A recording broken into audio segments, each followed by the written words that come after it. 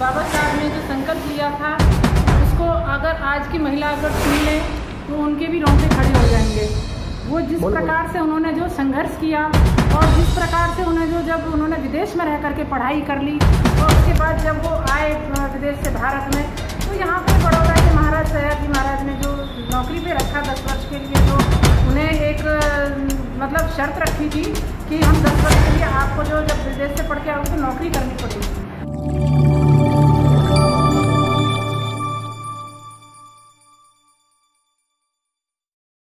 इस news channel पर जो भी वक्ता ने कहा वो उसकी अपनी राय है, जिसकी पुष्टि नेशन न्यूज इंडिया नहीं करता। धन्यवाद। उसी शर्त के लिए जब बाबा साहब आके बड़ौदा में रहते हैं तो उनका इतना अपमान होता है, इतना घोर अपमान होता है। वहाँ के जो रहने वाले जितने भी बंगाली बाबू थे या चीफ थे या उसमें जो मंत्री थे, अन्य काफ़ी लोग जो जितने भी थे, तो उन्होंने जो सबने उनका इतना अपमान किया कि चपरासी तक भी उनको भाई लकड़ी से पकड़ के फेंक के देता था और पानी तक नहीं पीने दिया जाता था। तो इस कदर उनको जो मतलब तोड़ दिया गया भावना की, उनकी इस तरह से जो आहत हुई कि वो फिर जो महाराज के पास जाते हैं और वहाँ त्याग पत्र देते हैं, लेकिन महाराज भी उनको 10 वर्ष की जो नौकरी से आज़ाद कर देते हैं। उसके बाद में वो फिर जो अपना जैसे भी होता है, तो जब वो बॉम्बे के लिए वापस जा रहे होते हैं तो उनके पास कुछ समय बचता है, तो इतने दुखी थे कि तो फिर वो जो सयाजी पार्क में जा कर के और वहाँ पे जब बैठते हैं तो उस पार्क में वो फिर बैठे बैठे इतने मतलब दुखी होते हैं कि मैं समाज के लिए कितना कुछ कर रहा हूँ और समाज है कि उनकी सुनने के लिए तैयार नहीं है, उनको अभी तक जान नहीं रहा है। तो अब जब बाबा साहब ने ये सब चीज़ें जो तय की तो उसके बाद वो कहने लगे कि मैं संकल्प लेता हूँ, अगर मैं अपने जो समाज के बच्चे बूढ़े जवान जितने जो भी हैं सबके लिए कुछ नहीं कर पाया तो मैं आत्महत्या कर लूँगा। तो ऐसा लोग कहते हैं कि शायद इस तरह का अगर उन्होंने संकल्प ना लिया होता तो संविधान भी नहीं लिख पाते। उन्होंने जो हमारे सबके लिए एक रास्ता दिया शिक्षा का भी, और जो जितने भी महिलाओं को अधिकार मिले हैं सब समाज की महिलाओं को, वो सब हमारे बाबा साहब ने दिए हैं। लेकिन बिमले जी बाबा साहब को जानते समय लेकिन मान नहीं रहे हैं। जो बाबा साहब ने दिया था वो धीरे धीरे करके सब छिनता जा रहा है। लेकिन ये जो समय चल रहा है ना, जो बाबा साहब ने दिया था, हम सब बाबा साहब के बच्चे हैं। उन्होंने हमें अपने बच्चे 4 बच्चे गंवाने के बाद हम जो समाज के बच्चे थे उन्हें ही अपना बच्चा माना, और जो आज हम समाज वालों के पास जो कुछ भी है नौकरी के द्वारा या मेहनत करके जो भी हमारे पास मिला है वो सब बाबा साहब के लिए ही है, उन्हीं को अर्पण है हमारे लिया हुआ। और वो जो बाबा साहब ने जब ये उनकी बात नहीं मान रहे हैं, लेकिन अब समय आ गया है कि अब हमारा बच्चा भी इतिहास जानने लगा है।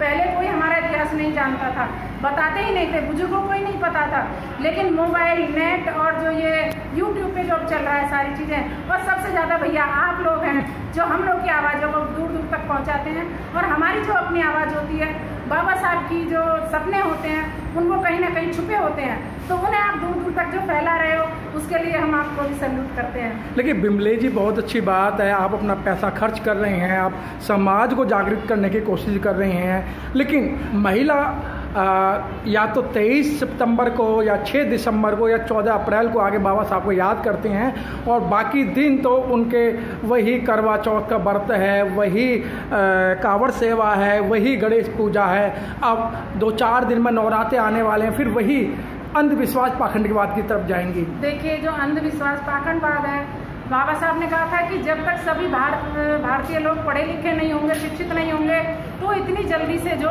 जागरूक नहीं हो पाएंगे। लेकिन आज शिक्षित समाज ही इस सब चीज़ों में दोबारा करवा चौथ और नवरात्रे और जो आप जो नाम लिए हैं, ये सब चीज़ें जो हैं, आप मुझे एक बात बताइए, पहले तो ये कहते हैं कि गणेश पूजा में या दुर्गा पूजा में किसी अछूत ने एक मूर्ति को छू लिया तो एक ने उसकी मूर्ति का विसर्जन किया। क्या आज की तारीख में भी जो ये गणेश विसर्जन करते हैं, दुर्गा की मूर्ति विसर्जन करते हैं, जो ये कावड़ यात्रा लाते हैं, या जो ये अन्य चीज़ें जो जितने भी करते हैं होली वगैरह में, सब में, क्या उन सब चीज़ों को आज भी अछूत छू रहा है? जब वो गणेश को दुर्गा को अपने घरों में ला के बिठाते हैं, वहाँ कौन अछूत छूने जाता है? फिर उसके बाद विसर्जन क्यों? ये मेरा एक क्वेश्चन मार्क है कि अब जब वो अछूत तुम्हारे साथ में नहीं है तो भी विसर्जन क्यों? इसका जवाब आप जनता से मांगे। लेकिन हम इन सब चीज़ों से अलग निकल चुके हैं। बिमलेश बोध जी, अगर रमा वाही भी इस तरीके से करती जो आज की महिला कर रही हैं, तो क्या ये जो समाज है इतना आगे बढ़ पाता?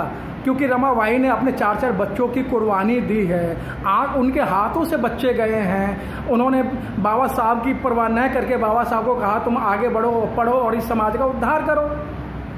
तो रमाबाई ने तो देखो बच्चों का, जो माता रमाबाई है हमारी, उन्होंने जो त्याग किया है वो त्याग आज की तारीख में कोई महिला नहीं कर सकती। लेकिन जो माता रमाबाई ने त्याग किया तो आज हम उन्हीं की तो संतान हैं, और इसीलिए हम उनके नाम को लेकर के, उनके जो कार्य उन्होंने किए उनको लेकर के समाज में जगह जगह प्रचार करते हैं, उनके गुणगान करते हैं, क्योंकि वो हमारे माई बाप हैं।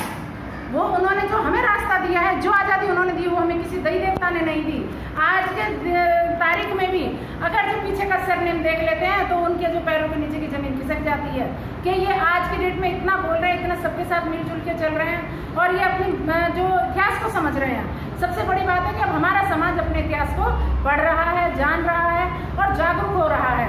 तो भी इनके कहीं ना कहीं कोई दुखती नस जो वो टीस उठती है कि ये क्यों आगे बढ़ रहे हैं, उसे दबाने का भरसक प्रयास किया जा रहा है। एक देखिए डॉक्टर लड़की होते हुए भी जो आपका वहाँ पे ये हुआ है, तो उसमें भी जो वो एक डॉक्टर होने के बावजूद पूरा तन ढका हुआ सब कुछ और सेवा करते हुए उसके साथ किस तरह का हादसा हुआ है। तो ये मौमिता के साथ जो हुआ है वो घटना किस चीज़ को आप कहेंगे कि ये कहाँ तक सही है? तो ऐसे लोगों की मानसिक सोच जो वो गंदी है। हम लोग यहाँ के मूल निवासी हैं और इसीलिए हम सच्चाई के मार्ग पे चलते हैं। ये लोग आडंबरों को जो आगे लेके चलते हैं, तो आडंबर ज्यादा दिन नहीं रहेगा, सच सामने आके रहता है। ये भारत प्रभुत्व था, है और रहेगा। अब हम सब जागरूक हैं।